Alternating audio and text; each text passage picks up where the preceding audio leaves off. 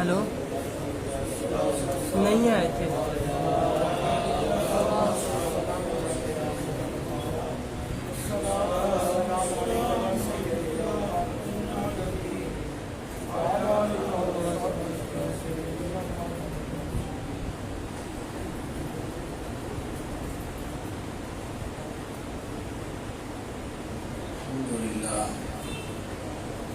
الحمد لله رب العالمين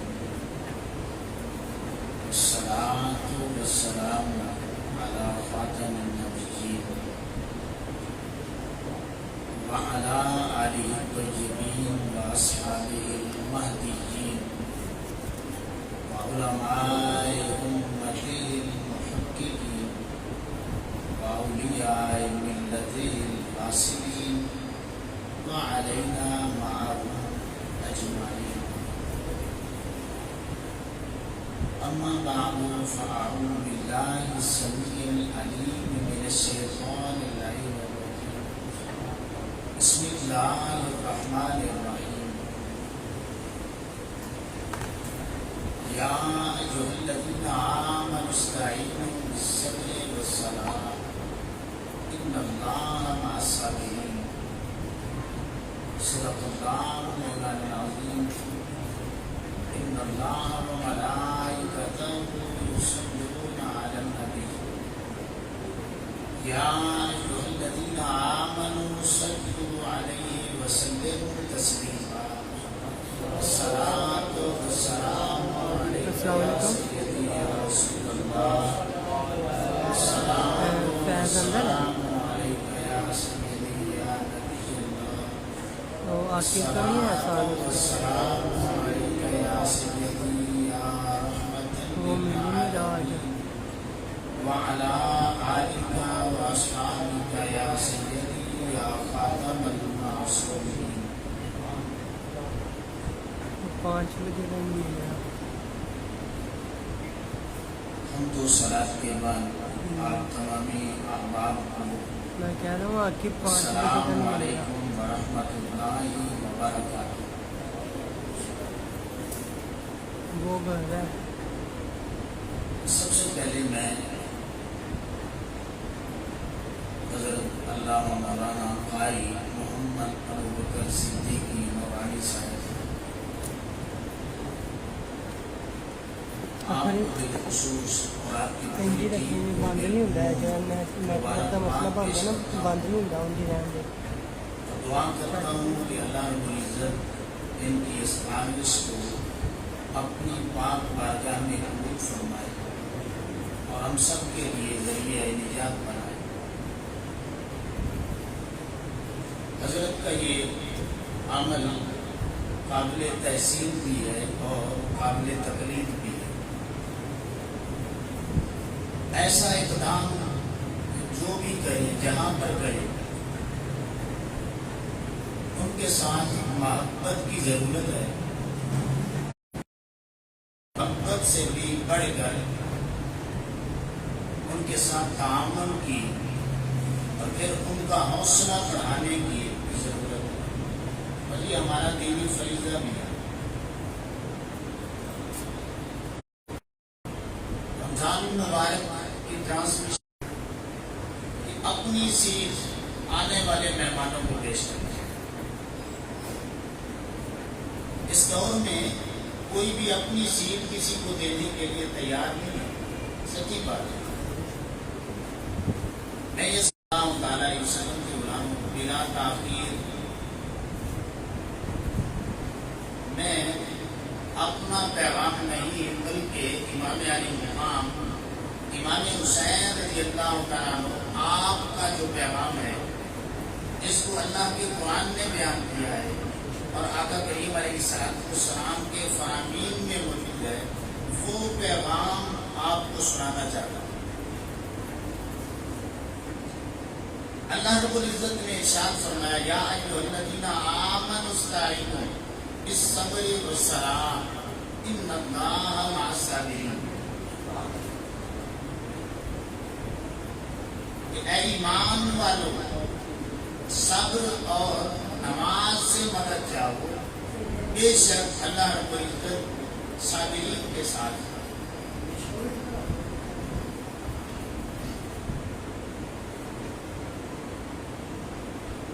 امام الانبیاء صلی اللہ تعالیٰ علیہ وسلم کے غلام مخاطبت کا یہ جو انداز ہے اس بات کی عکاسی کرتا ہے کہ اللہ رب العزت کو اپنے بندوں سے پیار کتنا ہے۔ ابھی تکلیف آئی نہیں، مصیبت اس نے بھیجی نہیں، دکھ دیا نہیں، تکلیف دینے سے پہلے، مصیبت بھیجنے سے پہلے، دکھ دینے سے پہلے اللہ رب العزت اپنے بندوں سے مخاطب ہے کہ میرے بندوں جب بھی تمہیں تکلیف آئے گی، مصیبت آئے، پریشانی آئے، پھر کرنا کیا ہے؟ اللہ فرماتا ہے میرے بندوں تم نے صبر کا دامن نہیں چھوڑنا اور میری نماز کو نہیں چھوڑنا۔ اگر تم نے صبر کا دامن نہ چھوڑا اور میری نماز کو نہ چھوڑا، مجھے اپنی ربوں کی عزت کی قسم ہے تم جہاں پہ بھی ہوگے میری سنگت میں نصیب ہوگی۔ تم جہاں پہ بھی چلے جاؤ گے تم اپنی سنگت میں مجھے پاؤ گے۔ امام الانبیاء صلی اللہ تعالی علیہ وسلم کے غلاموں کا ایک بات تو بالکل واضح ہو چکی کہ مصیبتوں نے آنا ہے، پریشانیوں نے آنا ہے، اللہ نے ایمان والوں سے امتحان ضرور لینا ہے۔ اب بالکل سورہ عنکبوت کی اگر دوسری آیت کریمہ پڑھیں تو بالکل واضح اللہ رب العزت نے اعلان فرمایا احسب الناس ان یترکوا ان یقولوا آمنا وهم لا یفتنون، کہ ایمان والے جو لوگ ہیں کیا انہوں نے یہ خیال کر لیا ہے کہ صرف کلمہ پڑھنے کی وجہ سے امتحان لیے بغیر انہیں چھوڑ دیا جائے گا؟ اللہ فرماتا ہے جو مجھے مان لے گا، میرے سنے حبیب کریم علیہ السلام کا کلمہ پڑھ لے گا، غلامی اختیار کر لے گا، اب میں نے امتحان اس سے ضرور لینا ہے۔ اب یہ بات بالکل فائنل ہو چکی، طے ہو چکی کہ جنہوں نے آقا کریم علیہ السلام کی غلامی اختیار کی ہے، اللہ یہ بتانا چاہتا ہے کہ میں نے ان سے تو ضرور امتحان لینا۔ اب سوال یہ پیدا ہوتا ہے کہ وہ امتحان کیوں لینا چاہتا ہے؟ جب بندوں نے اسے مان لیا ہے، اس کے سنے حبیب کریم علیہ السلام کی غلامی اختیار کر لی ہے، تو پھر وہ امتحان کیوں لینا چاہتا ہے؟ اللہ فرماتا ہے میرے بندے پڑھ قرآن، سورہ عنکبوت کی اسی 30ویں آیت میں نے تیرے سوال کا جواب بھی دے دیا ہے۔ اللہ فرماتا ہے وَلَقَدْ فَتَنَّا الَّذِينَ مِن قَبْلِهِمْ وَلَيَعْلَمَنَّ اللَّهُ الَّذِينَ صَدَقُوا وَلَيَعْلَمَنَّ الْكَاذِبِينَ۔ یہ امتحان تو میں نے اگلے ایمان والوں سے بھی لیے ہیں، امتحان میں نے لینا ہے۔ تیرا سوال ہے نا کیوں لینا ہے؟ اس لیے لینا ہے کہ میں کھڑے اور کھوٹوں کو الگ کرنا چاہتا ہوں، میں ایمان والوں کو اور بے ایمانوں کو الگ کرنا چاہتا ہوں، سچوں کو اور جھوٹوں کو الگ کرنا چاہتا ہوں، اس لیے امتحان لینا چاہتا ہوں۔ اور دوسری بات یہ ہے کہ امتحان کیوں لیا جاتا ہے؟ ہم بھی امتحان لیتے ہیں نا، بچوں کے اسکولوں میں امتحان ہوتے ہیں، تو کبھی ہم نے سوچا ہے امتحان کیوں لیا جاتا ہے؟ امتحان میرا بھائی اس لیے لیا جاتا ہے تاکہ اس کا رتبہ بڑھایا جائے، اس کو اگلی کلاس میں بٹھایا جائے، کوئی منصب عطا کیا جائے، کوئی کرسی دی جائے۔ تو اللہ رب العزت ایمان والوں سے امتحان اس لیے بھی لیتا ہے کہ وہ ایمان والوں کو اعلیٰ رتبے دینا چاہتا ہے، اونچی شانیں دینا چاہتا ہے، بڑے بڑے منصب دینا چاہتا ہے۔ امتحان بھی اس نے لینا ہے، کیوں لینا ہے؟ وہ رتبے دینا چاہتا ہے۔ اب سوال یہ پیدا ہوتا ہے کہ امتحان کتنے طرح کے وہ لینا چاہتا ہے؟ امتحان بھی اس نے لینا ہے، کیوں لینا ہے؟ کہ وہ شانیں دینا چاہتا ہے۔ اب امتحان کتنے طرح کے اللہ رب العزت نے ہم سے لینے ہیں؟ اس کا جواب بھی قرآن مجید میں ہے۔ اللہ فرماتا ہے وَلَنَبْلُوَنَّكُمْ بِشَيْءٍ مِّنَ الْخَوْفِ وَالْجُوعِ وَنَقْصٍ مِّنَ الْأَمْوَالِ وَالْأَنفُسِ وَالثَّمَرَاتِ وَبَشِّرِ الصَّابِرِينَ۔ کہ میرے بندو تمہارا یہ سوال ہے نا کہ امتحان کتنے طرح کے میں نے لینے ہیں، تو پھر جان لو کہ خوف دے کر کے میں نے امتحان لینا ہے، پیاس دے کر کے میں نے تم سے امتحان لینا ہے، مالوں کی کمی کر کے میں نے تم سے امتحان لینا ہے، جانوں کی کمی کر کے جان لے کر کے میں نے تم پھلوں کا اور رزق میں کمی کر کے میں نے امتحان تم سے لینا ہے۔ تو یہ امتحان اللہ رب العزت نے ہم سب سے لینے ہیں اور ہمیں اس کی تیاری بھی کرنی چاہیے۔ کبھی یہ قانون ہے کہ پہلے امتحان دیا جاتا ہے، رتبے بعد میں دیے جاتے ہیں۔ آپ نے کبھی دیکھا ہے کہ امتحان بھی نہ لیا ہو اگلی کلاس میں بٹھا دیا ہو؟ ایف اے کا امتحان نہ دو بی اے میں بیٹھ جاؤ، بی اے کا نہ دو آگے ایم اے میں چلے دوں گا، رتبے بعد میں دوں گا۔ لیکن دو ہستیاں ایسی ہیں جو اللہ کے اس قانون سے مستثنا ہیں۔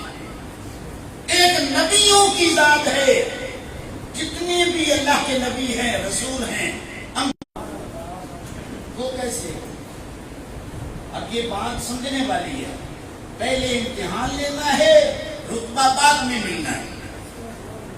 ایمان سے بتائیں، اپنے ایمان سے بتائیں۔ اللہ رب العزت نے نبیوں کو، رسولوں کو نبوت اور رسالت یہ پہلی عطا کی ہے، یہ امتحان پہلے لیے، پہلے رتبے عطا کیے ہیں، نبیوں کو نبوت عطا کی ہے، رسول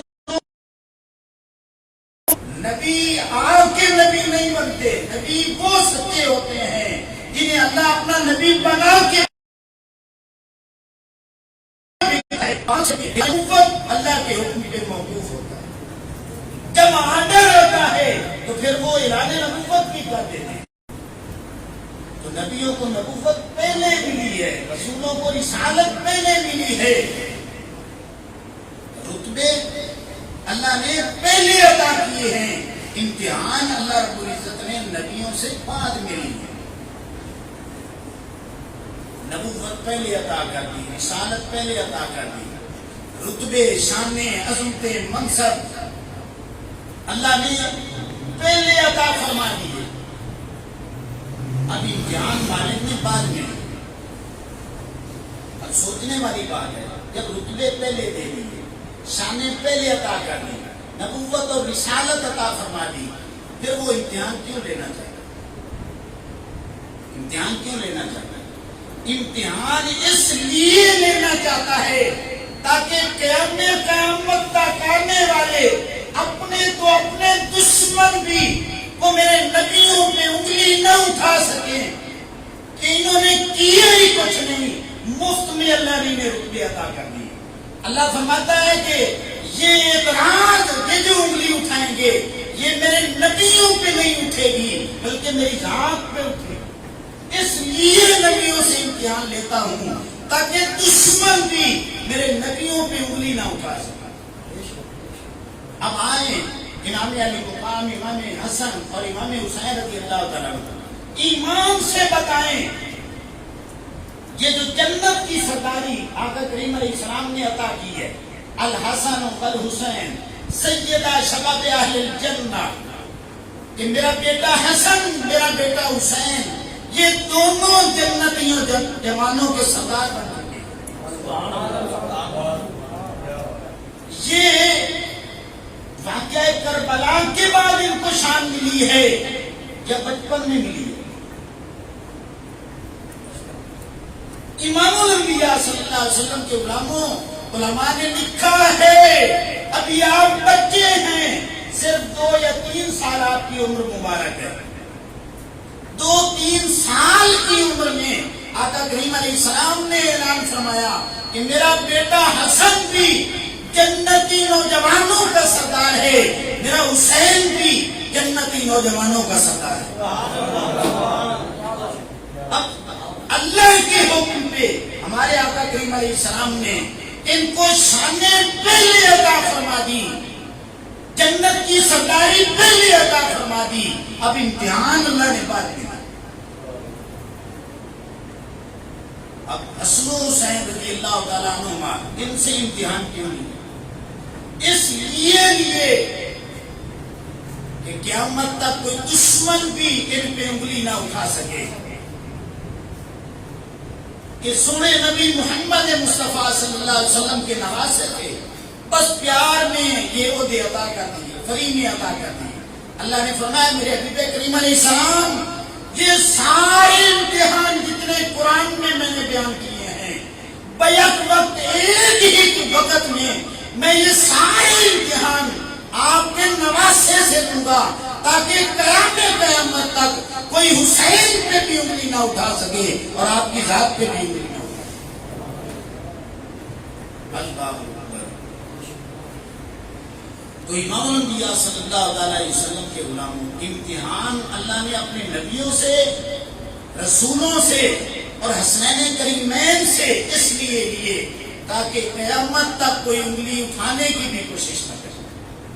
اب ایک سوال پیدا ہوتا ہے، شاید آپ کے ذہنوں میں بھی آ جائے، اس کا اجازہ بھی ہونا چاہیے کہ امام علی مقام امام حسین رضی اللہ تعالیٰ آپ نے تو بہت بڑی قربانی پیش کی،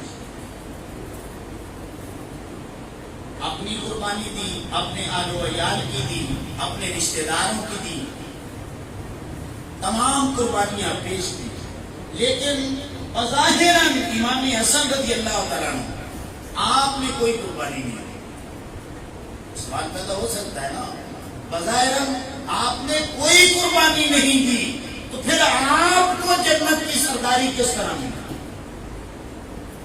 یہ سوال بھی ذہنوں میں ہونا چاہیے اور اس کا جواب بھی آنا چاہیے۔ اس کا جواب یہ ہے، امام الانبیاء صلی اللہ علیہ وسلم کے غلاموں سن لو، امام حسن رضی اللہ تعالیٰ عنہ آپ نے بنی بنائی حکومت جب سیدنا امیر معاویہ رضی اللہ تعالیٰ عنہ ان کے حوالے کی، تجھے بہت بڑی نفس کشی تھی جسے شریعت کی زبان میں جہاد اکبر کہتے ہیں، میدان میں تلوار سے لڑنا یہ جہاد اصغر ہے، اپنی نفس کشی کرنا، نفس کے خلاف لڑنا یہ جہاد اکبر ہے۔ اس کی وضاحت حدیث پاک میں بھی ملتی ہے کہ آقا کریم علیہ السلام کی ایک جنگ سے واپسی ہوتی ہے، رستے میں آقا کریم علیہ السلام فرماتے ہیں، یا میرے صحابہ کرام علیہم الرضوان، من الجہاد الاصغر الی الجہاد الاکبر، کہ ہم چھوٹے جہاد سے آ رہے ہیں اب بڑے جہاد کی طرف جا رہے ہیں۔ اب صحابہ کرام علیہ الرضوان نے پوچھا، یا رسول اللہ صلی اللہ علیہ وسلم کیا رومیوں کے ساتھ جنگ ہے، کیا ایرانیوں کے ساتھ جنگ ہے؟ آقا کریم علیہ السلام نے فرمایا نہیں، رومیوں کے ساتھ نہیں ہے، کسی کے ساتھ نہیں ہے، اب ہم جا کے اپنے نفسوں کے ساتھ لڑیں گے۔ یہ جو نفس کے ساتھ لڑنا ہے آقا کریم علیہ السلام نے اسے جہاد اکبر قرار دیا۔ تو امام حسن رضی اللہ تعالیٰ عنہ نے جب بنی بنائی حکومت سیدنا امیر معاویہ رضی اللہ تعالیٰ عنہ کے حوالے کر دی، یہ بہت بڑی نفس کشی تھی، کیوں؟ حکومت کی خاطر باپ بیٹے کو، بیٹا باپ کو قتل کر دیتا ہے۔ تو بنی بنائی حکومت جب سیدنا امیر معاویہ رضی اللہ تعالیٰ عنہ کے حوالے کی تو یہ بہت بڑی آپ نے نفس کشی کی اور جہاد اکبر کیا، تو امام حسن رضی اللہ تعالیٰ عنہ آپ بھی حقدار بنتے تھے کہ آپ کو بھی جنت کی سرداری عطا کی۔ آقا کریم علیہ السلام نے دونوں کو ملا کر کے بیان کیا کہ میرا بیٹا حسن اور میرا بیٹا حسین یہ دونوں شہزادے جنتی نوجوانوں کے سردار بن چکے۔ اللہ اکبر۔ اب سوال یہ ہے کہ انہوں نے یہ امتحان کس انداز میں پاس کیا، کس طرح کامیابی نصیب ہے؟ اس کا جواب قرآن مجید میں موجود ہے. آمنوا استعینوا بالصبر والصلاۃ. اللہ فرماتا ہے کہ جو بھی ایمان والا صبر کا دامن پکڑ کے رکھے گا اور میری نماز سے پیار کرے گا، میں اسے تنہا نہیں رہنے دوں گا. وہ جہاں پہ بھی ہوگا اس کے ساتھ میری سنگت ہوگی، میری قربت ہوگی، میری معیت ہوگی. اب صبر کیا ہے؟ بے صبری کیا ہے؟ بڑی توجہ کے ساتھ میری بات سنیں. بے صبری کیا ہے؟ رونا، پیٹنا، چیخنا، چلانا، ہائے ہائے کرنا، یہ بے صبری کی علامت ہے. اس طرح تو امتحان میں بندہ ناکام ہو جاتا ہے. تو امام علی مقام امام حسین رضی اللہ تعالیٰ عنہ، آپ نے صبر کے ذریعے ان امتحانات کو منزل مقصود تک پہنچایا. صبر کا دامن آپ نے نہیں چھوڑا اور آپ نے ساری زندگی نماز نہیں چھوڑی. تو اللہ کا وعدہ تھا تنہا نہیں رہنے دوں گا. تو صبر کا دامن جب پکڑا اور اپنے رب کی بندگی سے پیار کیا تو یہ سارے امتحان امام علی مقام امام حسین رضی اللہ تعالیٰ عنہ نے اس انداز میں پاس کیے کہ اس پہ اللہ کو بھی ناز ہے، آقا کریم علیہ السلام کو بھی ناز ہے. آئیں چلے امام زین العابدین رضی اللہ تعالیٰ عنہ، آپ بیان فرماتے ہیں کہ مدینہ سے نکلے مکہ پہنچے، مکہ سے چلے کوفہ پہنچے، کوفہ سے کربلا پہنچے، پھر کربلا سے کوفہ واپسی ہوئی، پھر کوفہ سے دمشق کا سفر ہوا. پھر ہمارے قافلے کے آؤ تمہیں میں اپنی پھپھو جان کی بات سناتا ہوں. آپ فرماتے ہیں مدینہ سے لے کر کے شہادتوں کے بعد پھر واپسی مدینہ تک میں نے اپنی پھپھو کی زبان پہ ہائے، میں نے اپنی پھپھو کی ان 6 مہینوں میں نمازیں تو بڑی دور کی بات ہے، تہجد بھی قضا ہوتے نہیں تھے. عورت کے اندر کمزوری ہوتی ہے تو آپ باقیوں کی کیوں نہیں باتیں کر رہے؟ آپ یہ بتانا میری پھپھو جان ہے انسانی کمزوری، لیکن اس کے باوجود آپ نے صبر کا دامن نہیں چھوڑا اور پھر آپ نے نمازوں کو بھی نہیں چھوڑا. اللہ اکبر. امام الانبیاء صلی اللہ تعالی علیہ وسلم کے غلاموں کا جب 9 محرم کا دن آتا ہے تو نے اعلان کر دیا ہے اور بھائی حسین کہاں چلے گئے. آپ جلدی جلدی قدم اٹھاتی ہیں امام حسین رضی اللہ تعالیٰ عنہ کے خیمے کی طرف. اب کیا دیکھتی ہیں؟ بڑا عجیب منظر ہے. آپ دیکھتی ہیں کہ جس لکڑی کی اوٹ پر خیمہ کھڑا ہے اس سیدہ زینب رضی اللہ تعالیٰ عنہ آپ بیان کرتی ہیں میں نے جلدی جلدی بھائی کو جگایا، بھائی جان یزیدیوں نے اعلان کر دیے حملے کے اور آپ آرام فرما رہے ہیں. امام علی مقام امام حسین رضی اللہ تعالیٰ عنہ آپ نے فرمایا انی رأیت رسول اللہ صلی اللہ علیہ وسلم فی المنام قال انک تروح علینا، کہ میری بہن زینب ان سے تو طے ہو چکا کہ کٹ جانا ہے، اس ظالم کے ہاتھ پہ میں نے بیعت نہیں کرنی. اب نانا سے بات ہو رہی تھی، ادھر آنکھ لگی تھی، نانا خواب میں آئے تھے اور نانا نے بتایا ہے حسین یہ مشکل مرحلے ختم ہونے والے ہیں، تو بہت جلد میرے پاس آنے والا ہے. جب میں نے پوچھا نانا بڑی جدائی کو دن ہو چکے ہیں، اب آپ سے ملنے کو جی کرتا ہے کہ جلد از جلد آپ سے جا کے ملوں. تو آقا کریم علیہ السلام نے فرمایا حسین بیٹا بس ایک رات صبر کر لے، کل تو نے میرے پاس آنا ہے اور میں نے تیرا جامع کوثر کے ذریعے استقبال کرنا ہے.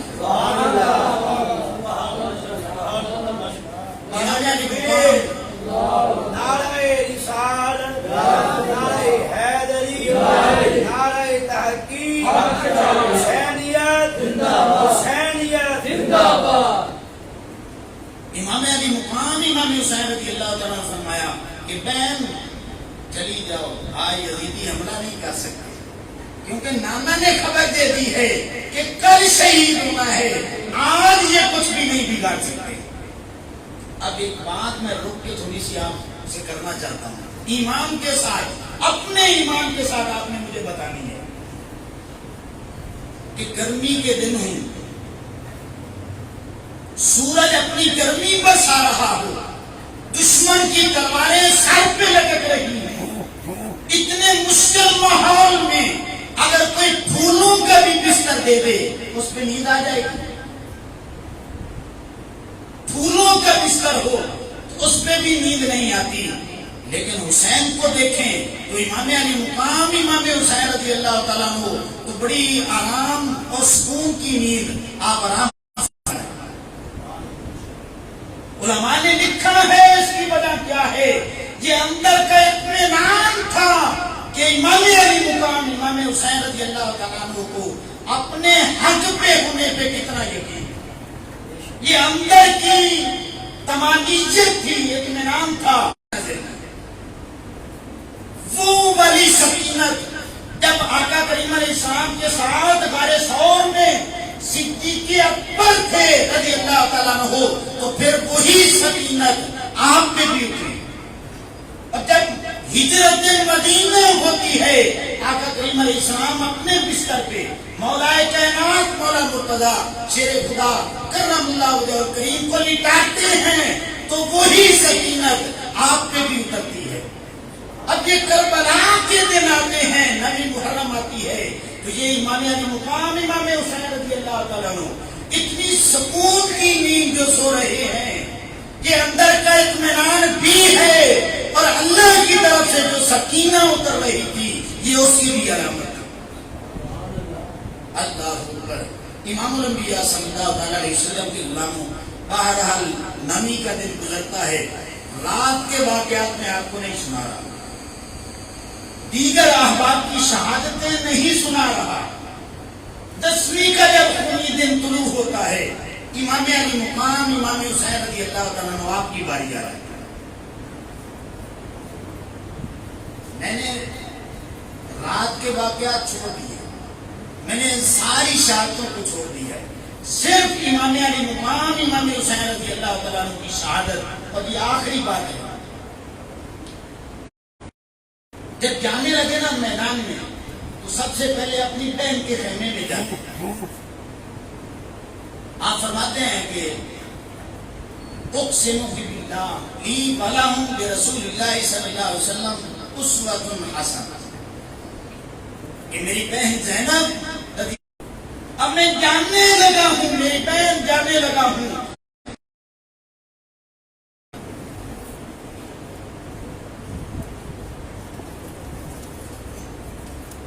اب آپ نے کیا کرنا ہے؟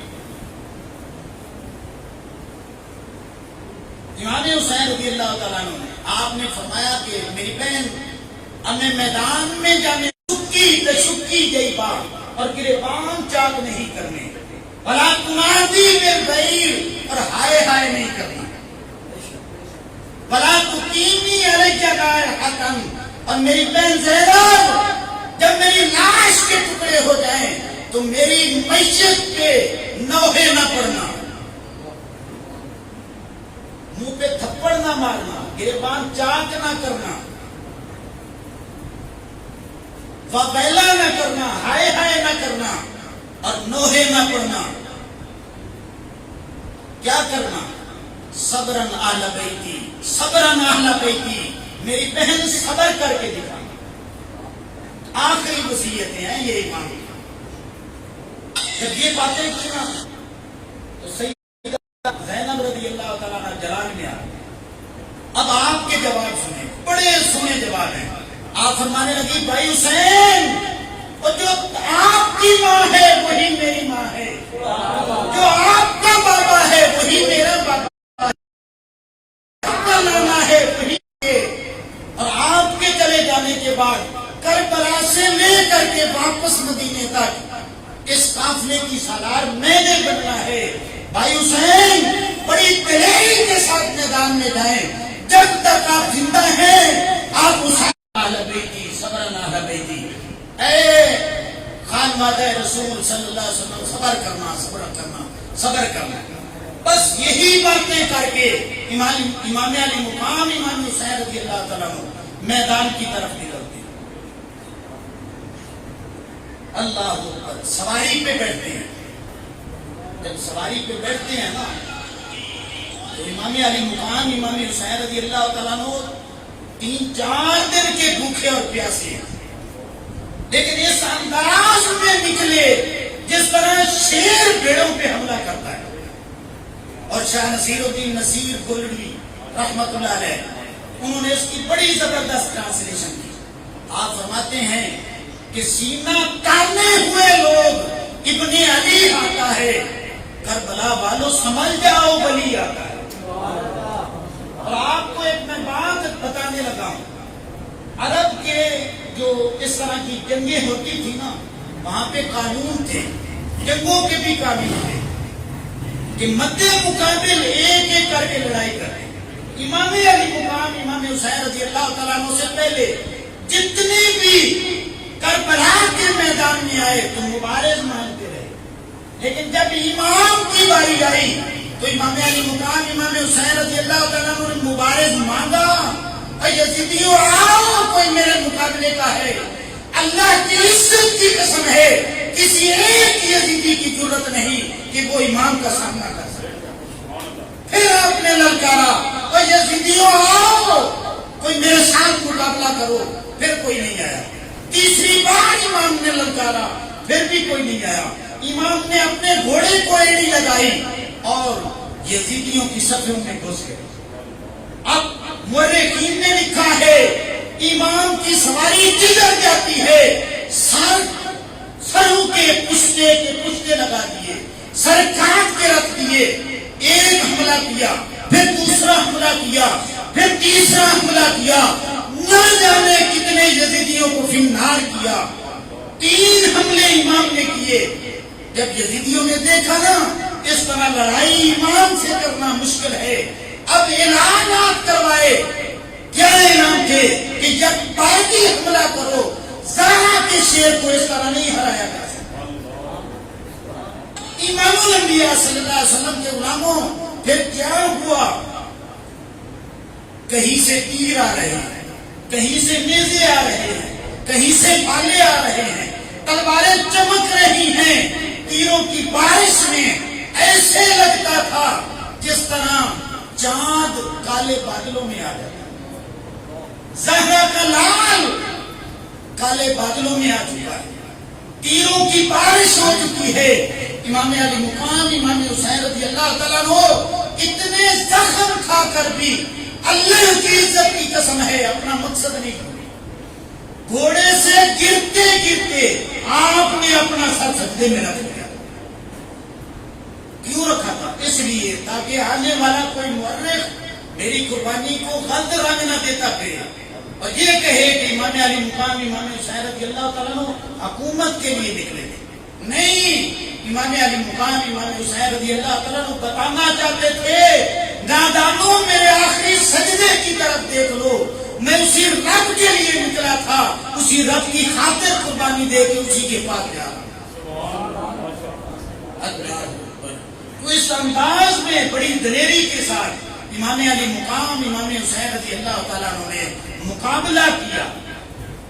ڈاکٹر ڈیوڈ ایک اسلام کا بہت بڑا قطر دشمن گزرا ہے. آپ نیٹ پہ اسے سچ بھی کر سکتے ہیں. وہ کہتا ہے کہ میرے دماغ میں نا ایک بات آئی، اس دنیا میں جو دلیر لوگ گزرے ہیں نا میں ان کو ڈھونڈوں. جب میں ڈھونڈنے نکلا تو اب اس کے لفظ میں سنا رہا ہوں. وہ کیا کہتا ہے؟ No one can be compared with امام حسین رضی اللہ تعالیٰ عنہ. Punctuality, regularity, stability and bravery. وہ انگریز اسلام کا کٹر دشمن وہ کہتا ہے دنیا والوں سن لو، وقت کی پابندی میں، جرأت و بہادری میں اور دلیری میں، ثابت قدمی میں نے حسین سے بڑھ کر کسی کو دیکھا ہی. وقت کی پابندی ہے. اب یہ لفظ چھوٹے موٹے نہیں ہے. 10ویں کو شہید ہونا ہے، لیکن کربلا میں ڈیرے 2 محرم کو لگائے. ساری دنیا موت سے بھاگتی ہے، وہ حسین ابن علی تو وہ ہے جو موت کے انتظار میں بھی بیٹھا ہوا. انگریز کہتا ہے وقت کی پابندی میں، ثابت قدمی میں. ثابت قدمی یہ لفظ کیوں لگایا؟ آپ مدینہ سے پڑھ کے دیکھ لیں کربلا کا، جس سے بھی امام نے مشورہ لیا سبھی نے روکا، آپ آگے نہ جائیں، آپ آگے نہ جائیں. لیکن امام علی مقام امام حسین رضی اللہ تعالیٰ عنہ نے ثابت قدمی دکھائی. آپ نے فرمایا میں نے جانا ہے. حتیٰ کہ امام نے آخری رات جو خطبہ دیا، امام نے فرمایا سارے چلے جاؤ، ان کی دشمنی میرے ساتھ ہے، میں تنہا ان یزیدیوں سے لڑنا چاہتا ہوں. ثابت قدمی دیکھ لیں، تنہا 22,000 سے ٹکرانا چاہتا ہے. وقت کی پابندی دیکھ لیں، 2 محرم کو ڈیرے لگا دیے. اور دلیری دیکھ لیں کہ ایک ایک لاش کے 70 ٹکڑے اٹھا کے اپنے مولا کی بارگاہ میں حاضر کر کے کیا کہتے ہیں؟ رضن بقضائی ہی، اے مالک اگر تو لے کے خوش ہے تو پھر حسین دے کے خوش. اللہ اکبر. تو امام علی مقام امام حسین رضی اللہ تعالیٰ عنہ کے غلاموں، امام علی مقام امام حسین رضی اللہ تعالیٰ عنہ پیغام کیا. اب یہ آخری بات سن لیں، آپ کا پیغام ہے کہ میرے قافلے میں شامل کوئی کم نظر نہیں ہے، میرے قافلے میں شامل کوئی کم نظر نہیں ہے. جو بے ضمیر ہوگا وہ میرا ہم سفر نہیں ہے. میں نے صبر کا دامن نہیں چھوڑا. میرے قافلے کا مسافر وہی بن سکتا ہے جس نے صبر کا دامن نہ چھوڑا. میرے قافلے میں وہی آ سکتا ہے جس نے نماز نہیں چھوڑی ہوگی. میرے قافلے میں وہی شہید ہو سکتا ہے جس نے ظالم سے ٹکر لی ہوگی، اس کے ہاتھوں پہ بیعت نہیں کی. میرے قافلے میں وہی شامل ہو سکتا ہے جو آقا کریم علیہ السلام کی شریعت کو اپنی جان سے بھی مقدم رکھتا ہوگا. یہ امام علی مقام امام حسین رضی اللہ تعالیٰ عنہ کے پیغامات ہیں. آج ضرورت ہے کہ امام علی مقام امام حسین رضی اللہ تعالیٰ عنہ کی قربانی کا اس انداز میں ذکر کریں کہ آپ کا پیغام بھی امت کو سنائے، تاکہ امت جاگے اور جاگ کے ہمارے اوپر بھی ظالم اور لٹیرے موجود ہیں، ہمارے اوپر بھی ظالم اور لٹیرے موجود ہیں، ان سے ٹکر کس نے لینی ہے؟ علماء نے لکھا ہے کہ قیامت تک اب جب کوئی بھی ظالم کے خلاف ٹکر لے گا صرف ایک ہی مثال آئے گی، وہ صرف حسین ابن علی ہے. اللہ اکبر. اس لیے امام الانبیاء صلی اللہ علیہ وسلم کے غلاموں، میں قبلہ برادر محترم علامہ مولانا قاری محمد ابوبکر صدیقی نورانی صاحب کو مبارکباد پیش کرتا ہوں اور ان کے لیے دل سے بڑی دعائیں کرتا ہوں.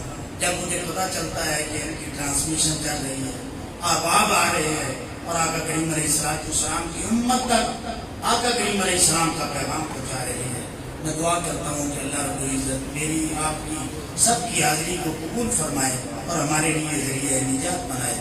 وما علینا الا البلاغ. ماشاءاللہ بہت ہی خوبصورت انداز میں خطاب فرما رہے تھے خطیب اہل سنت شیخ